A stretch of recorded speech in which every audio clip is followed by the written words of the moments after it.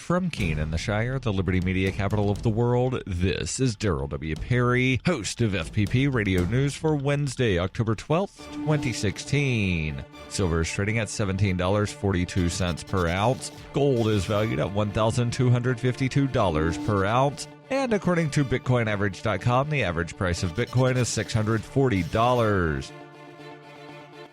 Antiwar.com reports, according to the White House press secretary Josh Earnest, President Barack Obama is actively considering retaliatory moves against Russia in response to putative hacking attacks that the Obama administration has blamed on the Russian government. Earnest insisted that the White House would not announce the revenge attacks themselves in advance and that the U.S. would ensure that whatever revenge attacks it does conduct on Russia would be proportional to whatever they accuse Russia of having done. The allegations have centered on the idea that Russia is hacking the Democratic Party to try to get Donald Trump elected and are trying to hack the election in some other vague terms. Evidence that Russia is behind the hacks is sorely lacking, though repeated allegations have built a consensus around the claim. It is unclear what form the revenge moves will take, but administration officials have previously suggested military action would be appropriate in certain cases of cyber attacks, and the Treasury Department is also talking about imposing new sanctions. The U.S. makes anti-Russia moves pretty regularly right now anyhow, so it might be hard to tell the difference, barring some huge war-starting incident.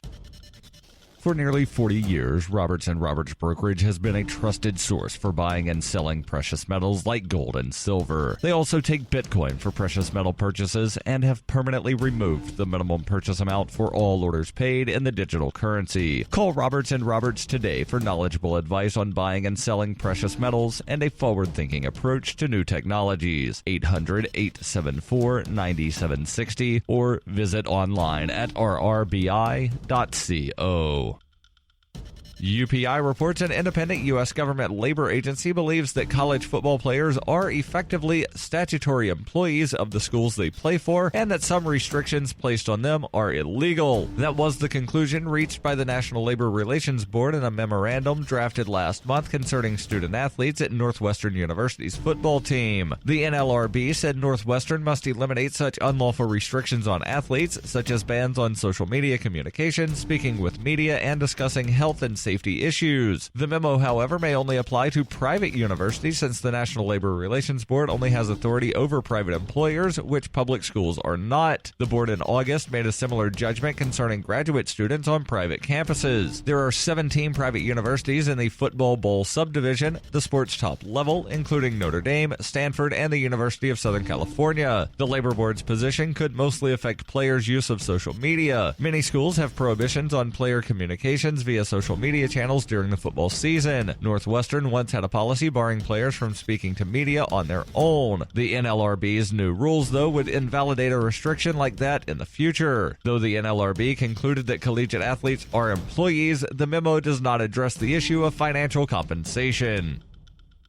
You can support FPP Radio by joining the Fans program. Fans are friends, allies, and numerous supporters. Fans help FPP afford to produce more original content. To learn more or to join the Fans program, visit fans.fppradio.com.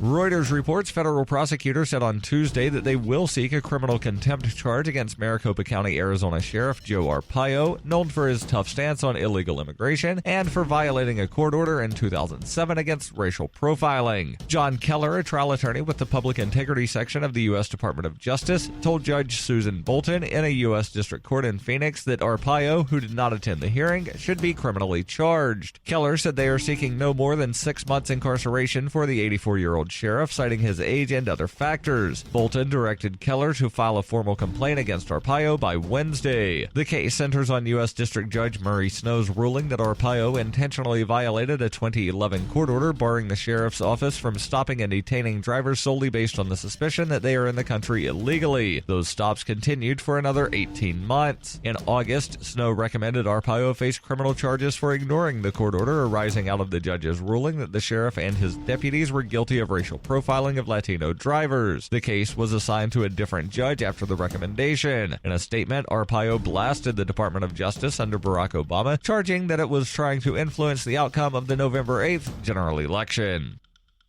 This has been FPP Radio News, online at fppradio.com.